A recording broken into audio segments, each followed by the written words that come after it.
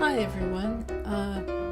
I'm just going to talk today a little bit about the importance of keeping a journal if you want to be a writer. The reason I say that is I think it's through journaling that I really found my voice as a writer. And I think that's reflected in modern times on blogs. People blog to find their voices. So that's my speculation anyway. People are just more open about sharing stuff now online than back in the days when I kept a journal and it was meant to be for me. Although I did, as part of a class, keep a journal, which is why I'm suggesting doing it. It's kind of like, okay, I learned from doing it and you can learn from doing it too. But I think the reason I wanted to talk also, I had the opportunity to basically do an informational interview with two students at the University of Maryland, three students. One of them didn't appear on camera, and I'm really sorry I didn't get to hear his voice or see him. I had a good time talking to them, and it was interesting because later I thought, the one thing I didn't suggest was keeping a journal. I wish I had. So in any case, I happened to find these notes. This is something I wrote. I had completely forgotten that I had written it. That's what's astonishing. But it tells you a little something about what it's like to be a writer. I think. I'll just read it to you. March 4th, 2003.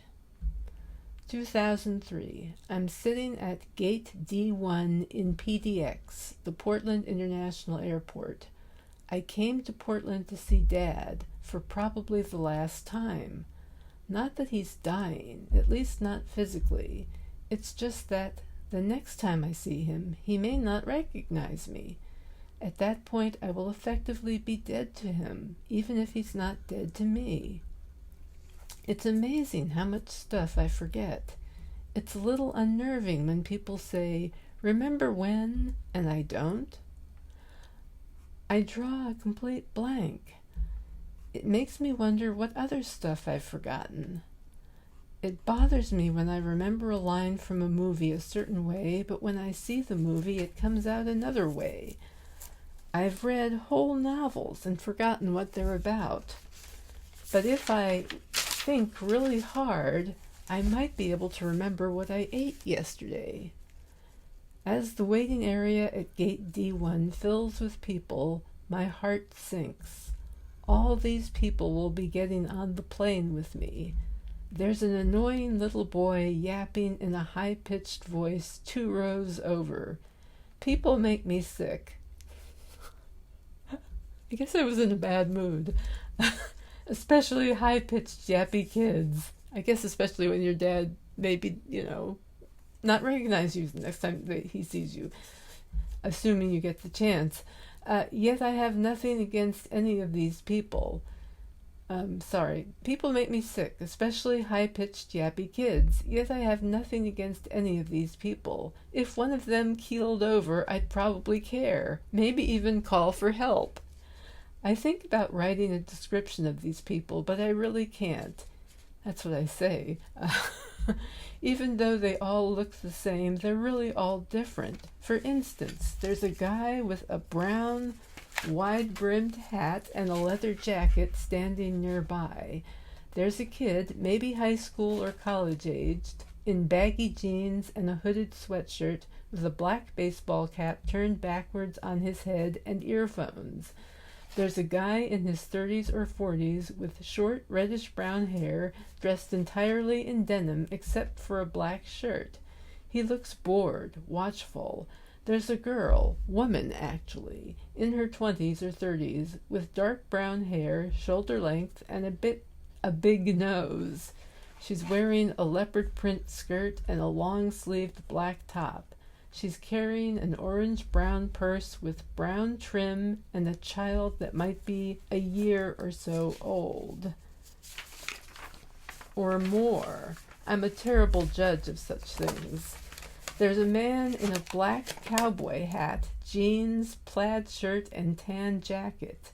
There's a 40-ish woman wearing a stylish black top with white trim, jeans, and beige suede-looking shoes. Pull-ons, no laces. She has short, frosted blonde hair and earrings. She's writing something in a book. The expression on her face is absorbed, probably similar to my expression right now.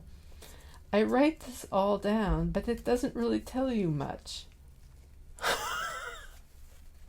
The kid has finally shut up. For the moment, I feel much better.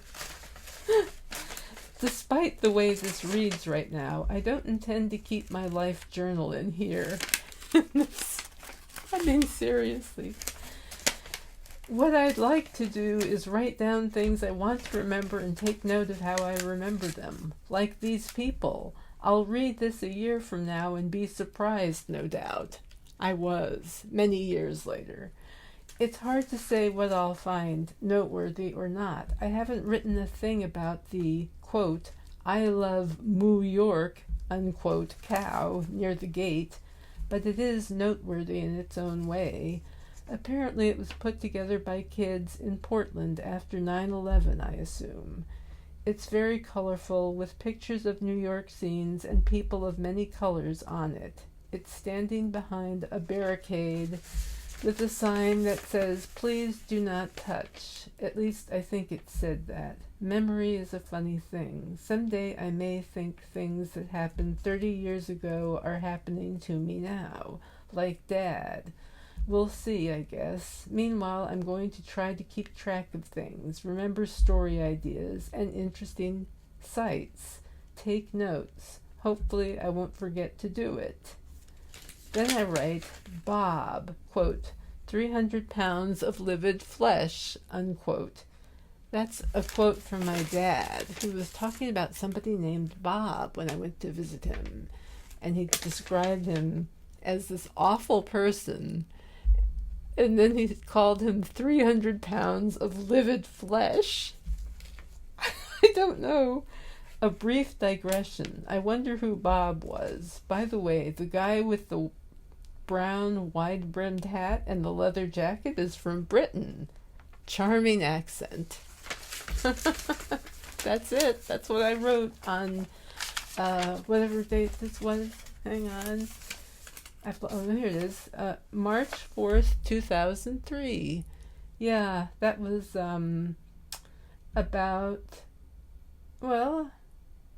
that was about a little over a year before I ended up having a stroke. I had no idea at the time that I was going to end up having a stroke and developing dystonia. So look what happens when you least expect it. I mean, and it's funny, I wrote this all down just while I'm sitting there at a gate waiting for a plane. This should tell you something about writing. Number one, observe people. And what they wear. I mean, now it's like I do screenwriting, and it's always about what they're wearing, how they're standing, little things. So notice the little things. Take note of them. That's one of the best pieces of advice I could give to any writer. I mean, if you're a writer, in a way, I don't have to tell you that, maybe. It should seem obvious. But it wasn't to me, I guess, because I keep saying, I don't know anything about these people.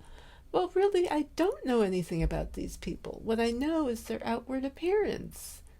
Maybe that's, maybe that's something too, maybe noting what people look like and thinking about what they might be otherwise, what might be beneath the surface, is what writing is all about.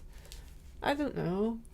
I'm as dumb about this as the next person who writes. We are really all apprentices. Always. We are always working toward getting better at it. So, start with just a plain old notebook. A plain old note. And I have so many of them, it's ridiculous. I mean, I've got notes and notes and notes. I could boil them all down into little guides and share them. maybe I will do that. I don't know. I'm always trying to pick and choose what I do these days because time is of the essence. I'm not getting younger, and that's the truth. Anyway, I'll talk to you later.